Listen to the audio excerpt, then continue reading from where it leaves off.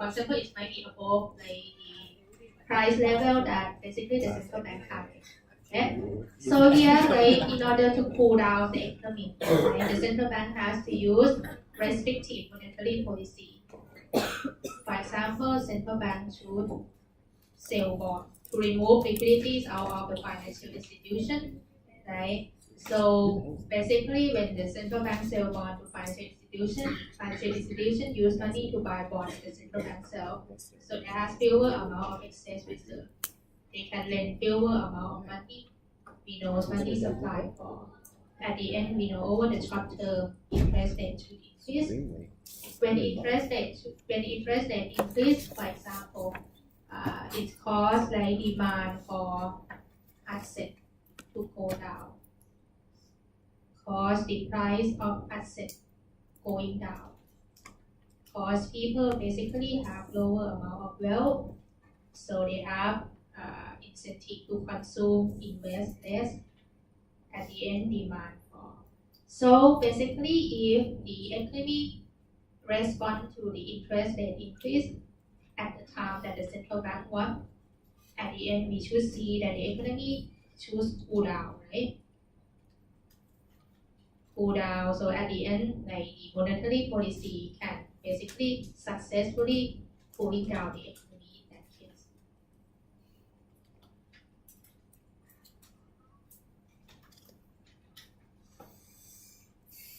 But only if the economy responds to the interest rate increase at the right time.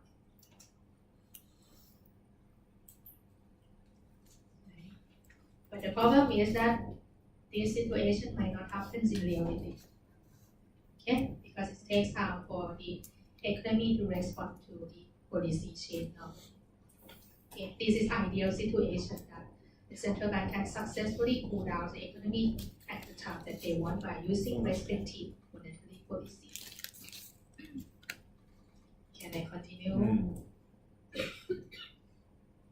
Wow. Okay. So I continue. Okay? You finish writing? Still, somebody still writing. He's writing something else. Oh, thank you for telling me. Love letter. Not related to this one. Yeah.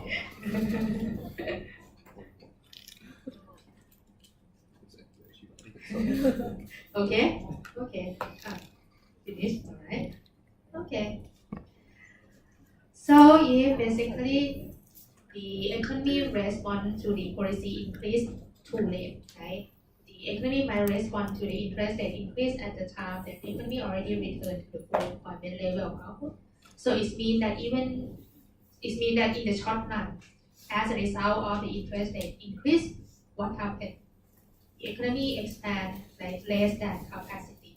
So when the economy responds to the interest rate increase at the wrong time, as a result of restrictive monetary policy, it might throw the economy into recession over the short run period.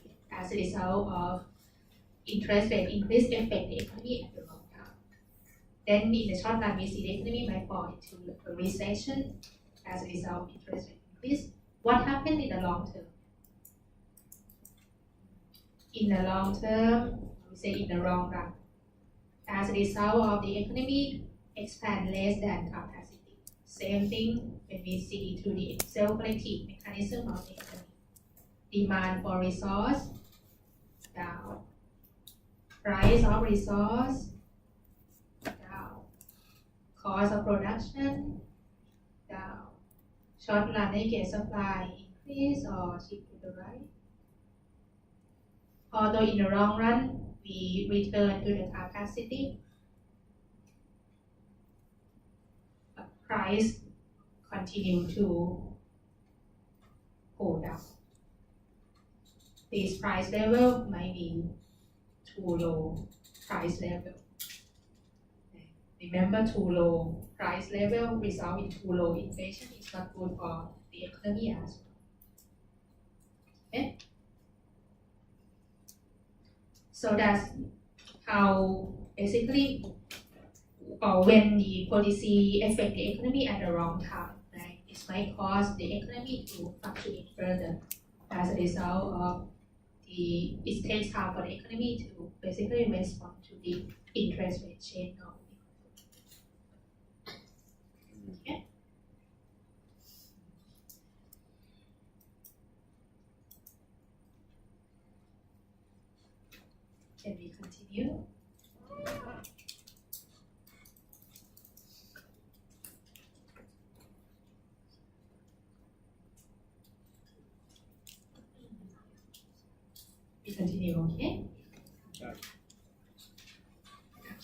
Cool.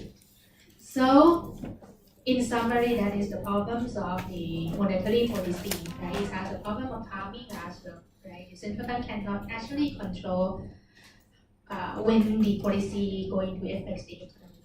Right? So, if it affect the economy at the wrong time, it might be result in the economic instability. For example, you keep interest rate too low for a long time, that might result in a problem as well, because people are going to be over optimistic and underestimate the risk.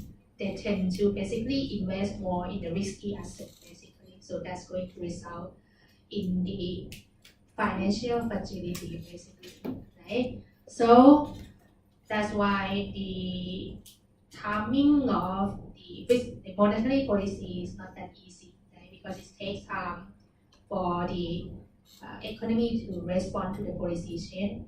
That's going to cause effectiveness of monetary policy going to reduce as it to stabilize the economic growth from time to time.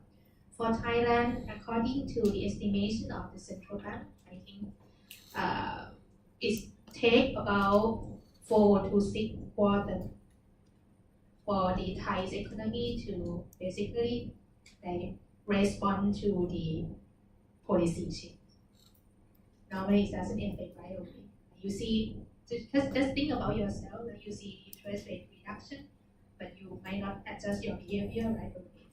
Firm also take longer time to adjust the investment behavior as well, right? When they see the interest rate change, right? So the economy might not respond to the policy change right away. So that basically limit the effectiveness of monetary policy as a tool to stabilize the economy. So that's why basically central bank has to watch the economy carefully. What likely to basically affect the economy at the moment, and what are the situations that going to cause our economy to fluctuate in the future as well, right? To ensure that the policy rate that they implement from time to time cause the stabilization in the economy as much as possible. Okay, because they know that the economy not respond to the policy change or the interest rate change right away. Okay, so let's see the long run effect of too much expansion of money supply. You see what happened in Venezuela, right? It's the same thing here. So if we let money supply expand at constant rate, for example, expand at the 3% rate annually, right? The price level might remain at 100 over here, right? If the money supply continue to expand at the same rate here, assume 3% rate, okay, for the growth rate of money supply. But if we let money supply continue to expand at a high rate, for example, from 3 to 8%, what's going to happen to the economy when the central bank keep on pumping the money into the economy? So you see that as a result of the expansion of the money supply, right? So you see as a result of money supply increase, excess supply of money result in the lower interest rate. Lower interest rate cause the increase in the aggregate demand. So over the short term, basically you're going to see price increase, the economy expand when you pump the money into the economy. But over the long term, you know that we cannot exceed capacity forever. They eventually resource price going to adjust upward, right? Cause the cost of production to increase. At the end, you're going to go back to capacity, but price continue to increase. If you still let money supply continue to expand at a high rate, as a result of excess liquidity in the economy, right? Interest rate down. So demand continue to increase, economy might expand over the short term. But over the long term, you cannot exceed your capacity forever. Eventually, your resource price adjusts upward. So what is the problem in this case? Inflation continues to go up when you keep on pumping money in the economy. So that's why you cannot print the money, right, all the time, right? That's why central bank has to be independent normally, because for the countries like Venezuela, for example, because central bank isn't independent, right? Government need money to finance deficit. How they ask central bank to print the money. As a result of printing the money, too much money in the economy and the inflation out of control. It's which result in hyperinflation. And you see, after hyperinflation, government try to raise the wage as well, the minimum wage. That's going to cause inflationary spiral. Okay, inflation out of control, basically. Or the mechanism like quantitative easing, like the QE thing. Basically, when the central bank conduct the QE, they basically inject money into the economy as well. At the time the economy already recovered, you should stop using those mechanisms. Because if you continue to like inject the money at the time the economy recovered, inflation got out of control. So that's why when the economy recovered, they stop, basically. Okay? To avoid a situation of inflation out of control.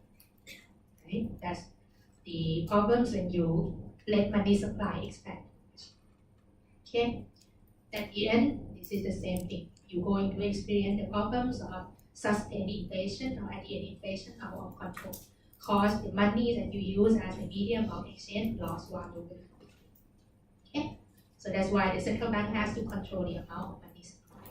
Because if they let money supply expand too much, you might be like Venezuela, for example. You cannot survive in that environment. That's why a lot of people flee out of the country. How can you survive? That is the problem. Okay? So Maybe South Korea. here is the things that we already see. If you remember this graph, this is the similar graph that basically we see in the pre-term, right? This is the loanable fund market. Here we're going to see that at the end, as a result of rapid expansion of money supply, it caused inflation to increase with the amount of the money supply. At the end, like nominal interest rate increase with the inflation. Remember, the nominal interest rate is real plus the expected inflation. When the money supply increase, at the end, inflation increase as a result of increase in the money supply. Keep on pumping the money. Then inflation increase with increase in money supply.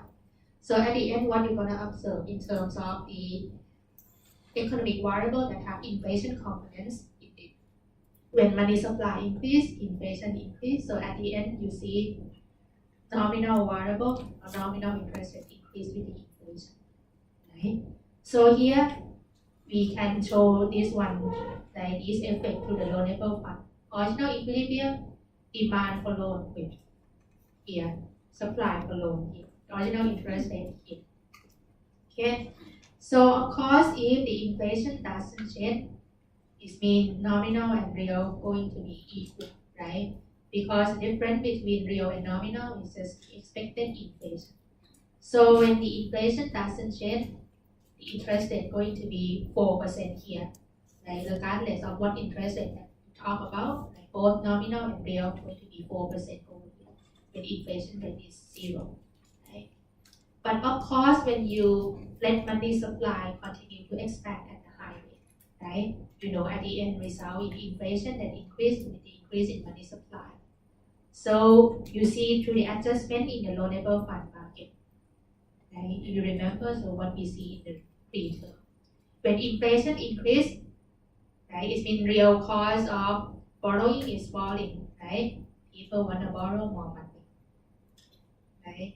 Basically, when the inflation increase, the real cost of borrowing is falling, so people want to borrow more. At the same time, when the inflation increases, in real return that you get from your lending fall as well. So people don't want to lend, right? So at the end, you see nominal interest rate increase with the inflation, real is the same.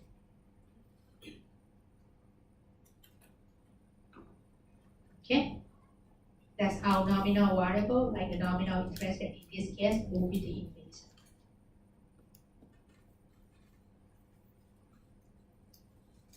Okay? This is what you see in the pre-term. So that's why central bank has to control the money supply from time to time, right? They don't want the economy to experience a situation of too high inflation or inflation out of control, right? At the end, when the inflation increase, like the nominal variable increase with the inflation, real is the same here. Okay?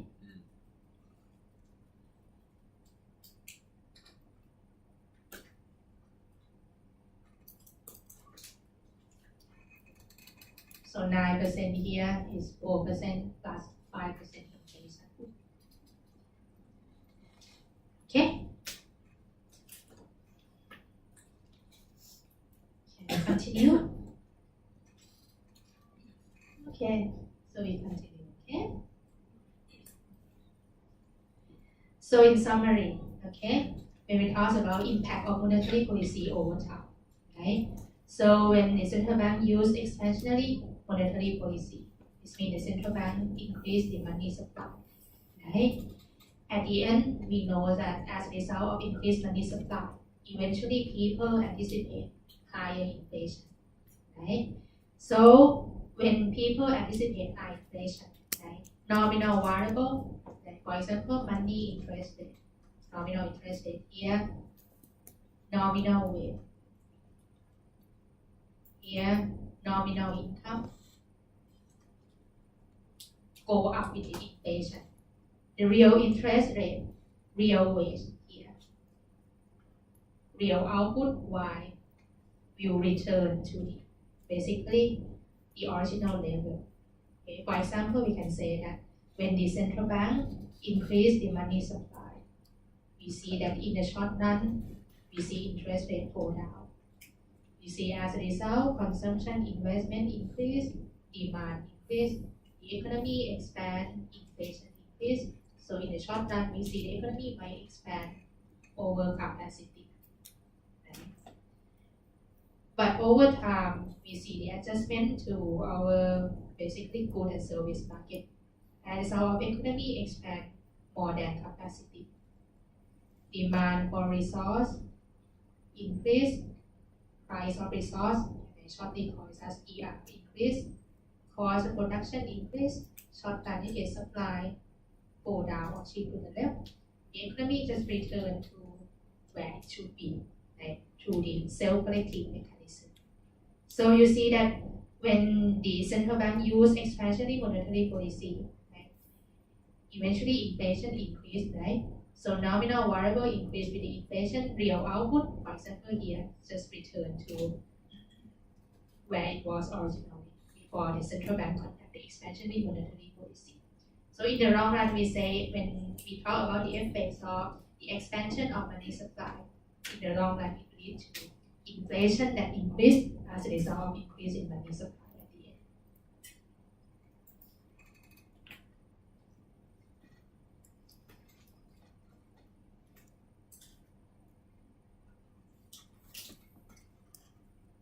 Okay? So that is the long run impacts when we talk about central bank inject money into the economy through the expansionary monetary policy. Okay, so in the long run, we see nominal variable or variable that have inflation, it increase with the inflation. Real variable or variable that doesn't have inflation, it just return to the original one. Like the real output, real interest rate, for example. Okay. Can I continue?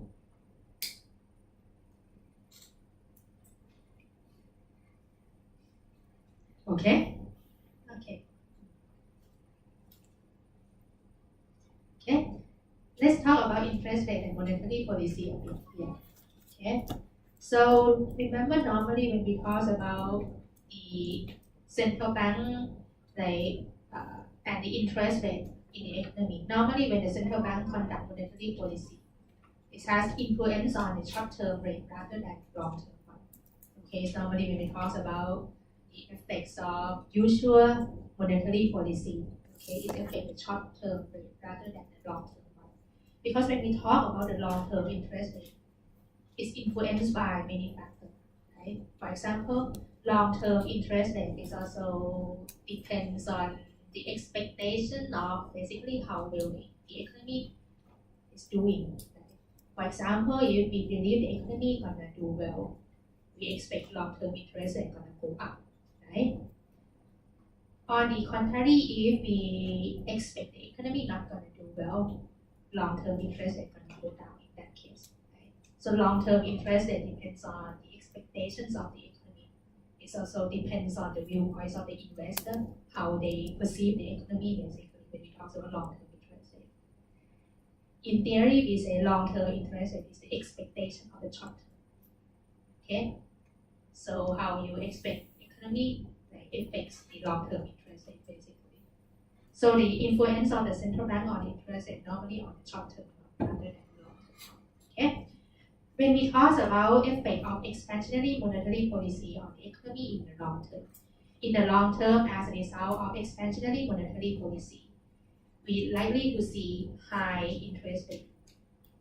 Let me know that this one should be high nominal interest rate, right, rather than the low interest rate in the long run. Okay, why? Because same thing as what I write down to you, right? In the short run, when the central bank increase the money supply, of course, in the short run, you see interest rate go down as a result of central bank inject the money supply in the economy. We see consumption, investment increase, demand increase, the economy expand, inflation increase. That's what you see in the short run in terms of how interest rate affect the economy over the short term. The same thing as what I write down to you many times, right? In the long run, as a result of economy doing well, demand for resource increase, price of resource increase, cost increase, short run negative supply fall or shift to the left. In addition, that we see the economy go back to potential. We also see high inflation as well. So that's why interest rate over the long term go up with the inflation. Or we can say if the expansionary monetary policy can stimulate the economy. As a result of economic expansion, we should see eventually interest rate should go up over the long term. Right? So that's the effects of the expansionary monetary policy on the economy over the long term. Same thing if we talk about the effect of restrictive monetary policy. In the short run, of course, when the central bank reduce the amount of money supply, you see in the short term interest rate up. Right? Cost, consumption, investment to go down, demand down, so output down. So in the short run, we might see the economy expand less than it should be, for example. Over the long run, as a result of economy not expand well, when the central bank cool down the economy, of course the economy cool down, right? So demand for resource, I'm sorry, not to write down. Price of resource down. Cost of production down. Short run negative supply increase or shift to the right. At the end, we see the economy go back to capacity, but inflation also go down, which cause long-term interest rate to go down as well. Or we can say if the monetary policy can successfully cool down the economy, as a result of economy cool down, at the end the interest rate should go down over the long term. Okay, that's when we talk about the effects of monetary policy on the interest rate over the long term. It depends on how the rate, right, or interest rate affect the economy in the short term. If it causes the economy to expand well, we expect inflation go up at the end, nominal interest rate go up over the long term. But as a result of the increase in interest rate cause the economy to cool down. When the economy is not doing well, inflation should go down, interest rate should go down over the long term. Okay? Okay? So that's when we talk about effects of the monetary policy on the interest rate in the economy over the long term. It depends on how the interest rate affect the economy in the short term.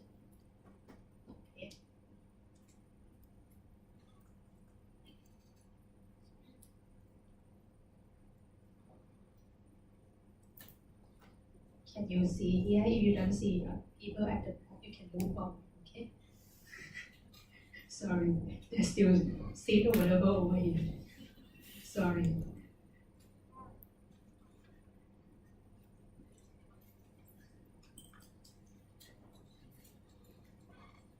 Can I continue?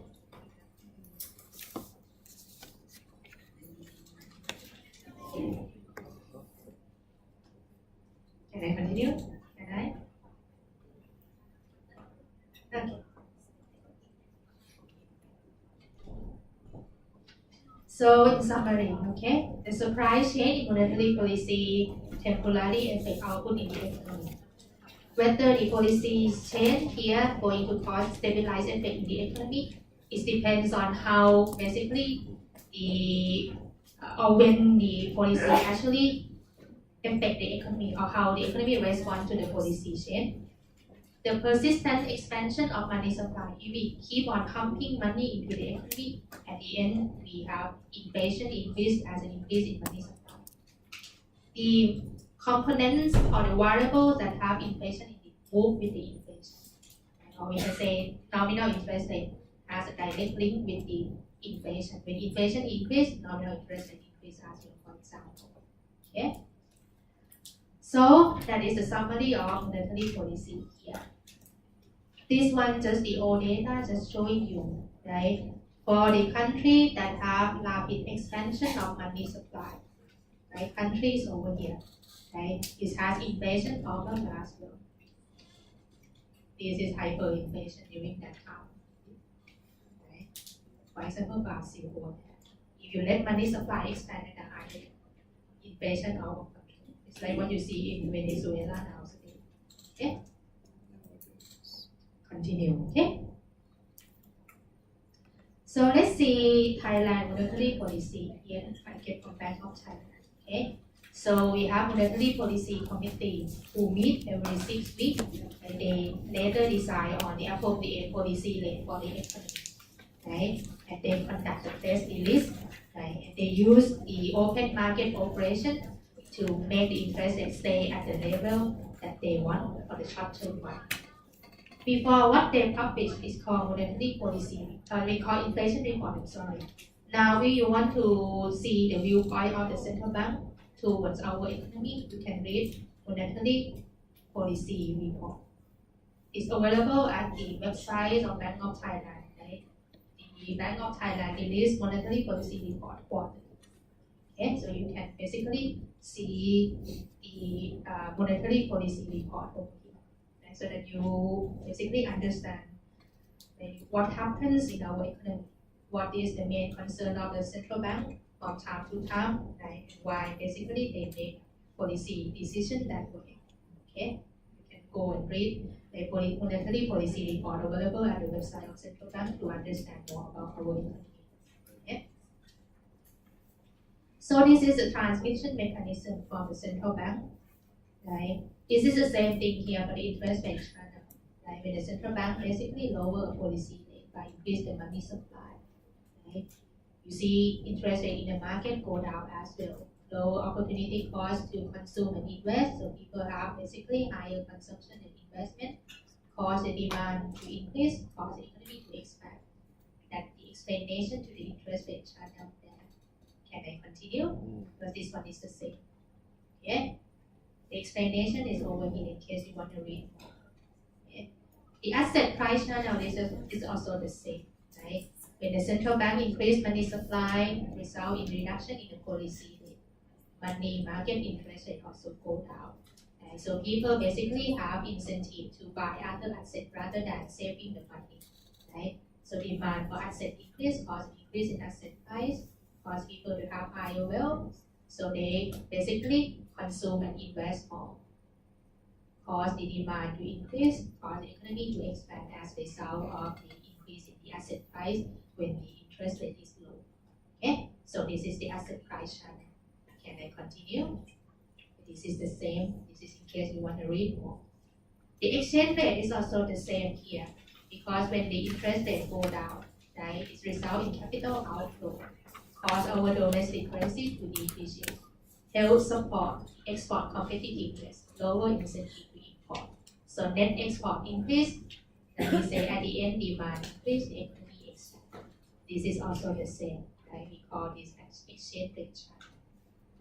Let's see another two important channel as well in which we haven't talked about yet.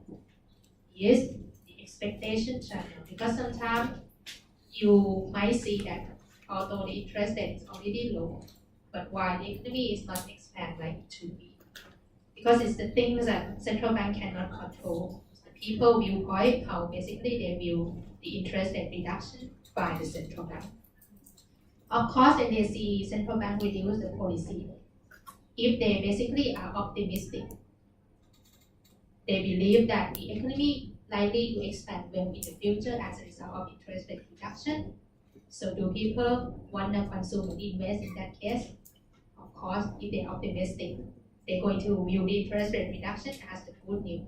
So of course, they consume and invest more, cause the aggregate demand to increase, cause the economy to expand at the time, or as a result of interest rate reduction. So you see the indicator to the stock market.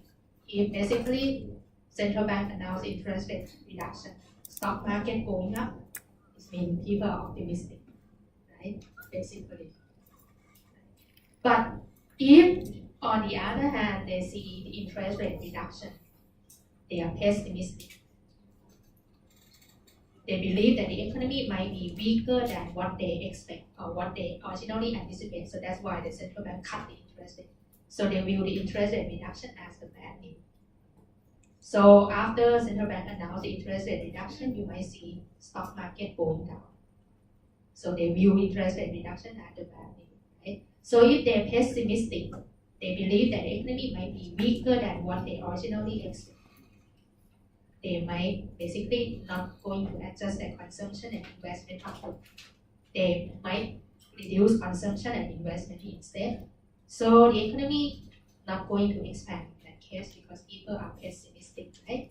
So that's why when you see the interest rate reduction, it's not always good news. Sometimes it might be bad news as well. Same thing when we talk about interest rate increase, sometimes it might be a good news as well. Right? It depends on how investor believe it. For example, normally effects of interest rate increase, people might see that normally as a result of interest rate increase, the economy should go down, right?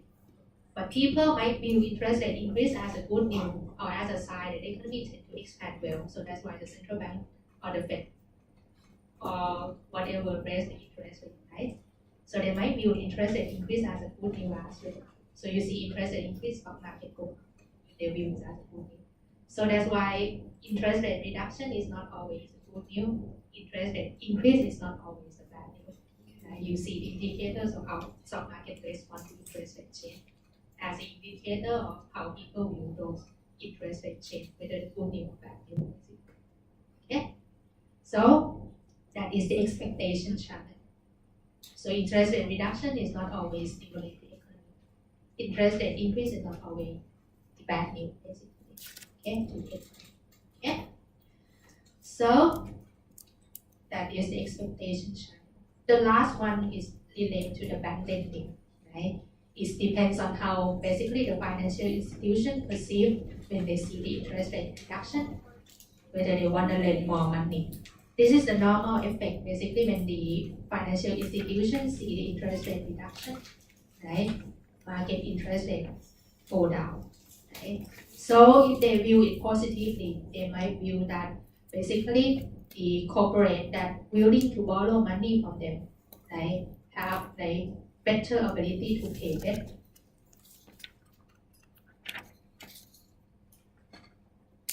Right? So basically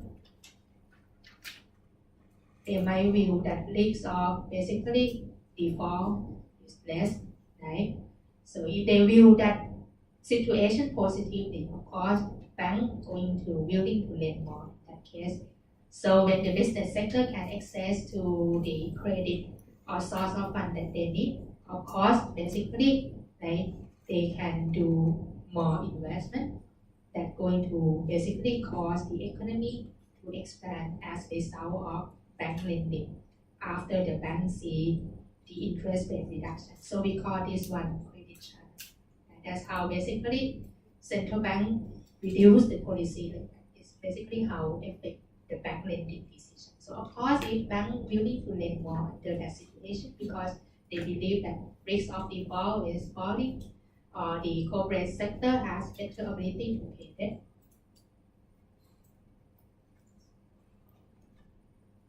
Has better ability to pay debt, so of course they will be willing to lend more. So if the corporate sector can access the source of fund that they need, they can do more investment that's going to cause the economic expansion again. Okay? it's easier for the business sector to access the credit that they need to finance the investment. So that's basically how the central bank change the policy rate, right? That's how it's actually affect the economy, right? To the exchange rate channel, asset price channel, interest rate channel, expectation channel, and the last one credit channel here. Okay? So that is the last topic, right, for the macro. Okay? I'm going to give you the practice question. I'm going to upload to the backboard. Probably sometime this week. Okay, so check the backboard. Okay, and before we talk about the assignments that we basically discussed before the break, let's continue with the micro topic first. Yes.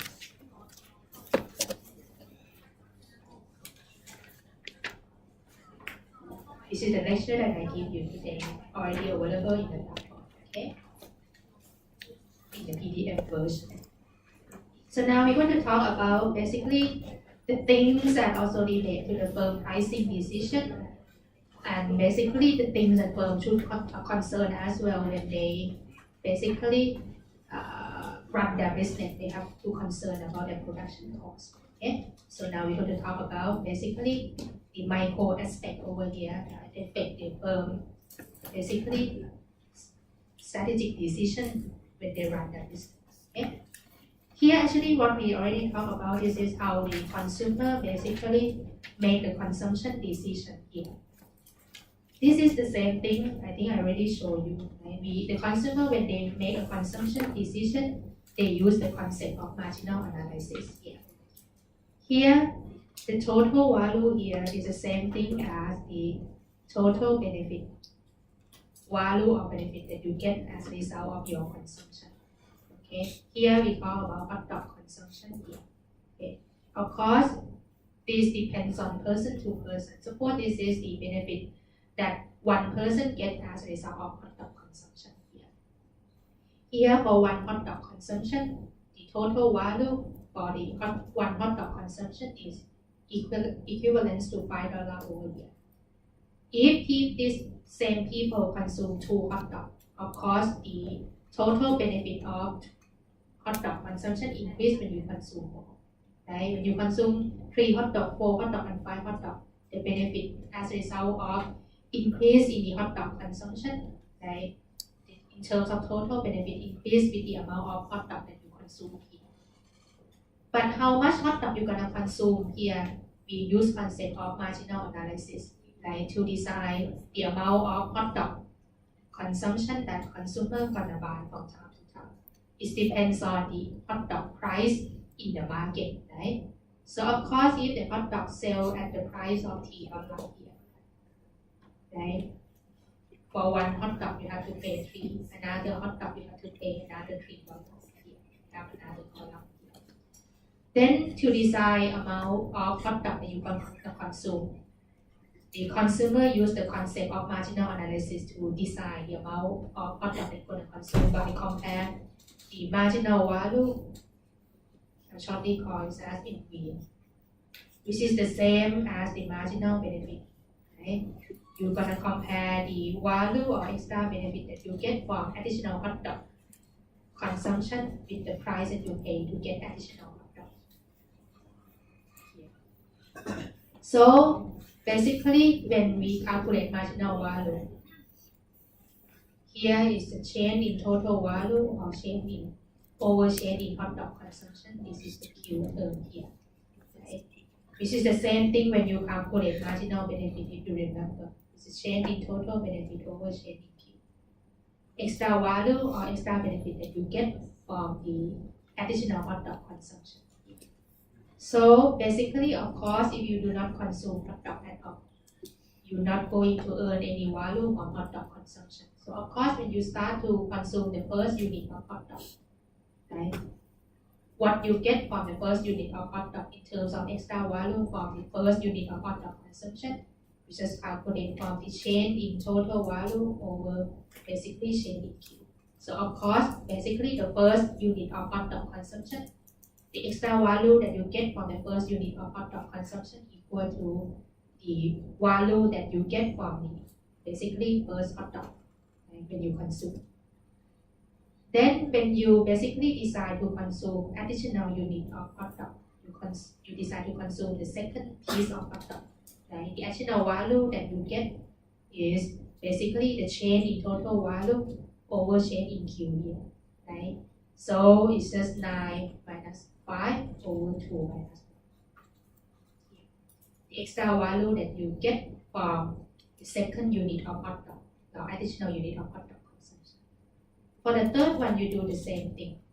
You want to know extra value that you get from the third piece of hot dog. It's just change in total value over change in Q is the same thing. It's just 12 minus 9 over 3 minus 2. So at the end, you see that when you continue your hot dog consumption, at the end you get full, right? So at the end, the extra value that you get from the additional unit is falling. So that is the concept of diminishing marginal value or marginal benefit. Right? When you continue your hot dog consumption, you feel that extra value that you get is less. So that's why you're willing to pay less for the additional unit of hot dog consumption. That is normal. Why we say that demand curve is normally downward sloping. That's what you see in the pre-term here. Then, when consumer decide that or the amount of hot dog they're going to purchase, they're going to use this formula.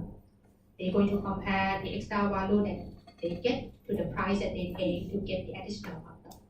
So of course, if the hot dog pricing at $3 per piece, how many hot dog that these people gonna consume? This is the extra value that you get from additional hot dog, right? First piece you get 5, from 1 to 2 or second piece you get 4. The third piece you get extra value equal to 3. If the hot dog is pricing at $3 per piece, how many hot dogs you gonna consume? 3, right? So you always compare extra value with the price that you pay. Right? This is marginal analysis for consumer when they make a consumption decision, right? So of course, as long as basically marginal value equal greater than or equal to the price that you pay, right? You basically continue your consumption until basically the extra value that you get equal to the price that you pay, which is in this case you're going to consume 3 pieces of hot dog, right? Based on the extra value that you get from additional unit of hot dog consumption. On the other hand, if the hot dog pricing at $2 per piece, how many hot dog you consume? 4. 2 though. If it priced at 2. Yeah, you're gonna get 4. If it priced at 4, how many you consume? 2. Okay, that is the marginal analysis on the consumer perspective, or how the consumer basically make consumption decision, or how you actually make your consumption decision. You always have the price in your mind, right? Price that you're willing to pay. How you know the price that you're willing to pay is based on the value that you put on that things that you're willing to buy, right? So as long as basically you perceive that you earn extra value from that thing, right? More than the price or more than or equal to the price that you pay for those things, you have incentive to buy those things, right? That's how consumers make a consumption decision. They compare the extra value that they get with the price that they actually pay.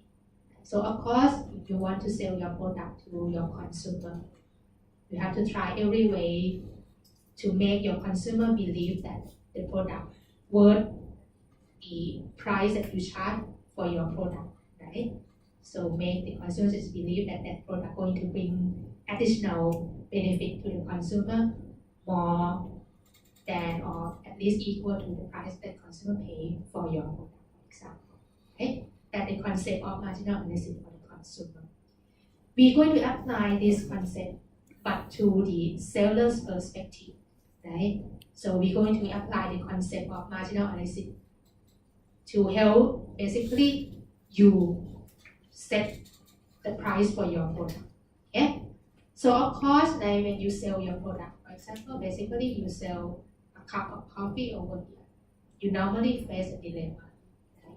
You know that if you sell coffee at the lower price here, you probably be able to sell more.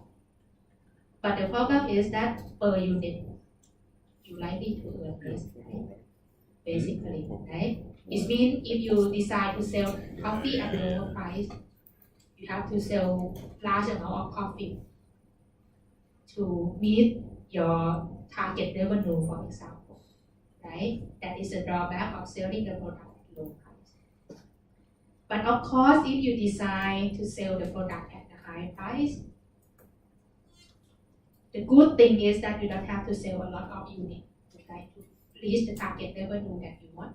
But you might have a chance to be able to sell just fewer amount of units, especially if you charge too high price. So at the end, what are the right price? If you can choose one price only, right? Or you basically can sell the product at one price only. What price that you're gonna charge at the end? You're going to apply the concept of marginal analysis over here. So how you apply this concept? You have to compare extra revenue that you get with the extra cost incurred when you make a pricing decision. So at that price level, basically what is the extra revenue that you get if you sell the product at that price level? So you calculate the marginal revenue here as a result of your pricing decision. For example, how you calculate the marginal revenue? It's the change in total revenue over change in Q, or the extra revenue that you get as a result of selling additional unit of product. It also depends on the price that you charge for the product as well, right? Because when you calculate the total revenue, you just time quantity with the price, right? So basically, right, under your pricing decision, you have to compare the extra revenue that you get as a result of charging those price with the extra cost of producing those additional units. The extra cost is the change in total cost over change in Q, right? Or basically the extra cost you incur as a result of producing your product and sell at particular price, basically. Okay, so you compare the extra revenue and extra cost to try to identify the best pricing decision for you. So here is the marginal revenue. Here is the same thing. We say the marginal revenue going to equal price for the first unit, less than price for the subsequent unit. And because remember, if you sell nothing, your total revenue going to equal to zero if you sell nothing. Of course, if you start selling the first unit, what you get is equal to the price that you sell for the first unit. You're going to see this example in the table as well, so that you see why we said marginal revenue equal price for the first unit sold and less than price for the subsequent unit. Why is less than price for the subsequent unit? Because in order to sell more, you have to reduce the price. So that's why marginal revenue going to less than the price for the second, third, fourth unit, for example. Okay, let's see to the graph here before we talking about the rule here. Let's see the graph first, and the table first, before we go back to the previous page. This just show you how you apply the concept of marginal analysis, okay, when you make your pricing decision. Of course, you want the best price or the price that brings you maximum amount of profit, right? When you charge your product, right? Or when you sell your product at that price, you want to buy the optimum price, basically. Suppose if you sell the product at the price of sale, this is the highest price that you can charge for your product. You can sell just one unit only. So of course, when you calculate your total revenue, it's just P times Q there. The marginal revenue is just change in total revenue over change in Q. Marginal cost is change in total cost over change in Q. Profit here is just total revenue minus total cost here. Okay? Suppose you sell the product at high price. Suppose the highest price that you can sell your product is 7. At that price, you can sell just one unit. when you calculate your revenue at that price is 7. Your marginal revenue will be 7 because of what? Because if you sell nothing, your revenue is going to be 0. So 7 there is going to be 7 minus 0 over 1 minus 0. Right? So you see marginal revenue equal to the price for the first unit of product that you sell. The marginal cost here, this one assume that you don't have a fixed cost, right? So this one just assume that when you produce nothing at all, you have 0 cost. This is basically contradict to the reality because in reality you might have a fixed cost, right? This one just simplicity assume that you don't have like the fixed cost. So assume that if you produce nothing, you have 0 cost here. So of course, if you basically start producing the first unit, you incur the variable cost here, right? So here is just 1.5 minus 0 over 1 minus 0. That assume that you have 0 fixed cost here. Profit basically is just total revenue minus total cost. This is 7 minus 1.5 here. That is your profit when you sell the product at the price of 7. The profit that you be able to generate from that price is 5.5. Then suppose basically you want to sell more. In order to sell more units, one thing that you can do, you have to basically lower your product price so that you basically be able to sell more when the price is lower. Suppose by lowering the product price from 7 to 6, you'll be able to sell 1 more unit. So basically at the price of 6 now you can sell 2 products, right? Rather than 1 product here. So you can basically increase the quantities of the product that you sell.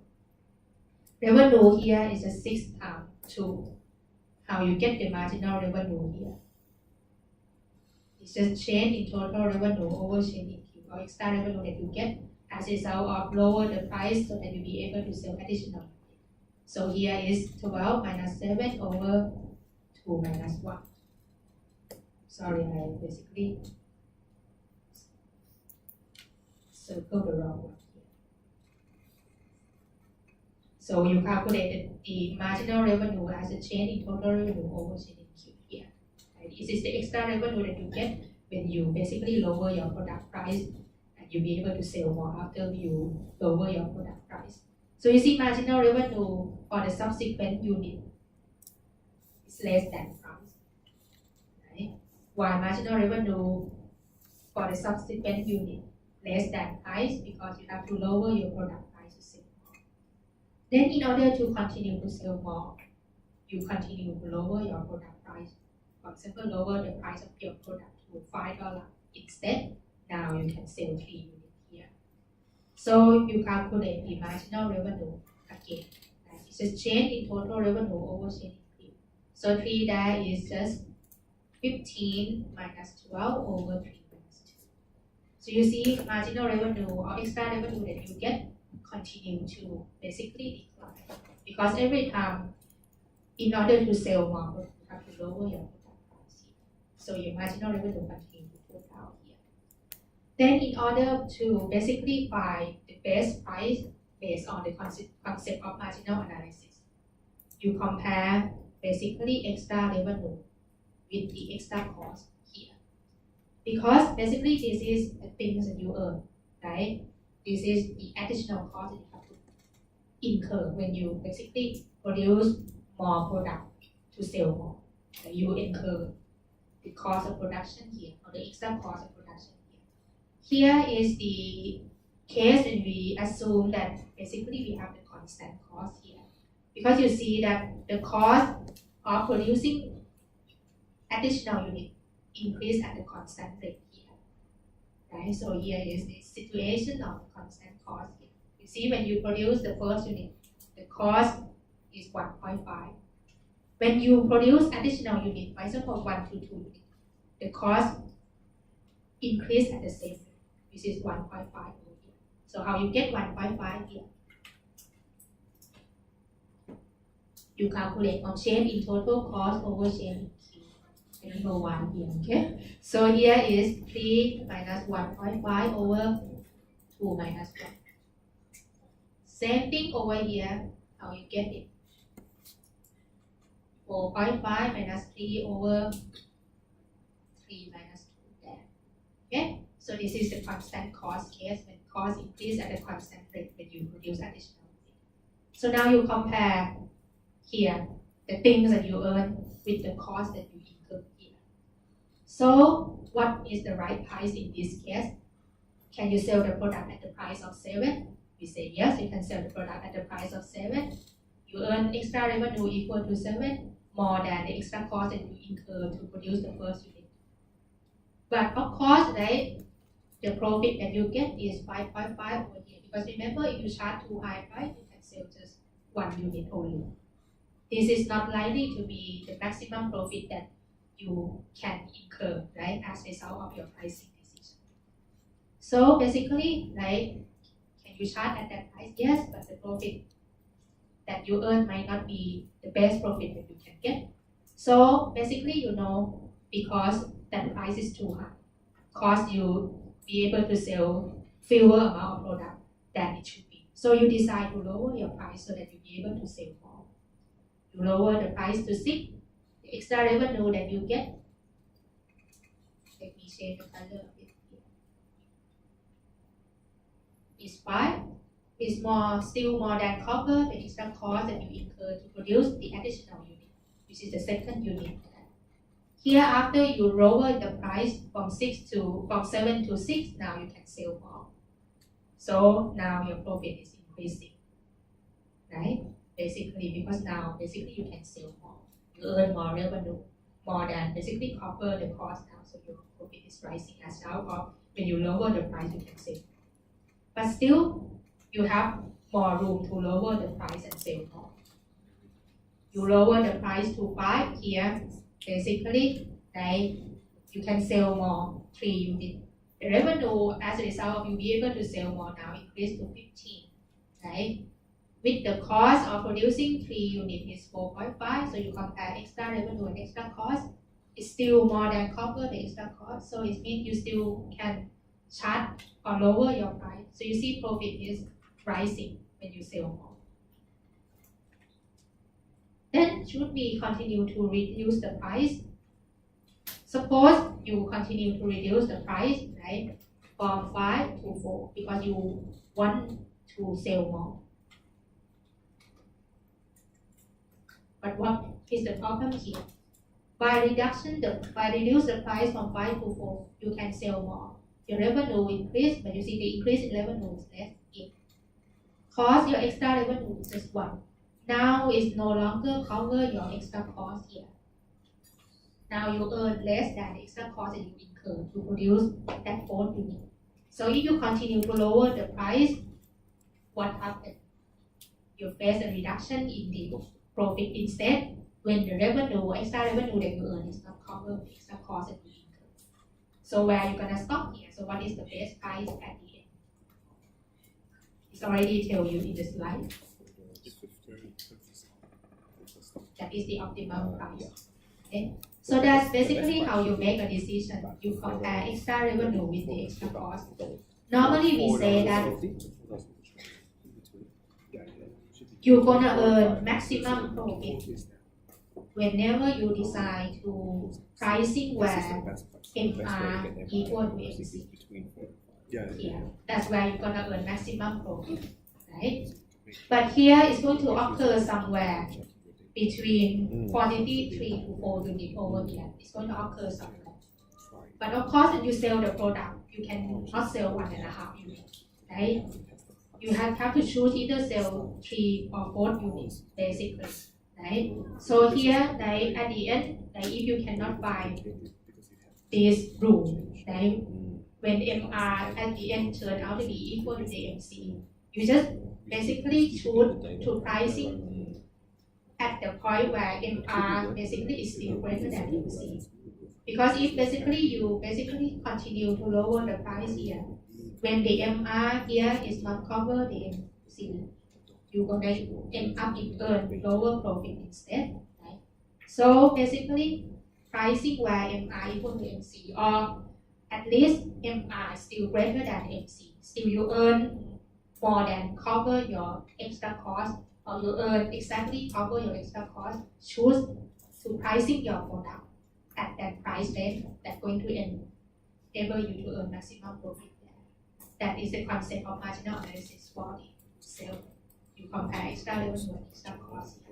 So from this table, it means that when you pricing at 7 or 6, it means your pricing decision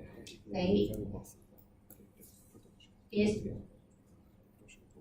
the too high price case that it means when you're charging the price of your product too high, it's not going to enable you to earn maximum profit as well, because cost of charging too high price for your product, you end up going to be able to sell less unit, right, as a result. On the contrary, if you choose your pricing decision down, although you can sell more, but this price considered to be too low price. When you charge price or when you set the price for your product too low, you're not going to earn maximum profit as well, because when you basically charge too low price, you have to sell more, right? So it's not going to enable you to basically earn maximum profit as well. So where is the right price? You compare extra revenue and extra cost, right, to identify the right price. That is how you basically make use of the concept of marginal analysis to find the best price for your product. So that it's going to be the price where you'll be able to basically earn maximum profit as a result of your pricing decision. Okay? I think yes. Any good tips to make use of this formula in actual business, because changing price is quite risky and quite difficult. Yeah, in reality, you have think of many things like more than this one. This is not only the pricing strategy that you can apply, but of course, if you basically can do some analysis, then you can also use this concept to identify the price as well, in like all together with the things that you concern, like when you make the price. For example, you look at the competitor price, like what suppose you sell similar product, what they basically charge, right? Basically, you have to look at other factors as well. And in reality, you can also basically apply the tools like what we call the pricing discrimination. You don't have to sell your product at one price. You can use those kinds of price discrimination strategy to increase your product sale as well. Okay, this is just one thing that you might consider when you make a pricing decision. Of course, in reality, you take into account many factors. That's it. But you have to make sure that at least you earn more than cover your extra cost. That is the one thing that you concern when you basically make your pricing decision. Okay? So I think time's up there. I have to stop now. And then we're going to basically talk about the few slides that we skipped. Okay? Next time. This one just to show you how we make use of the concept of margin.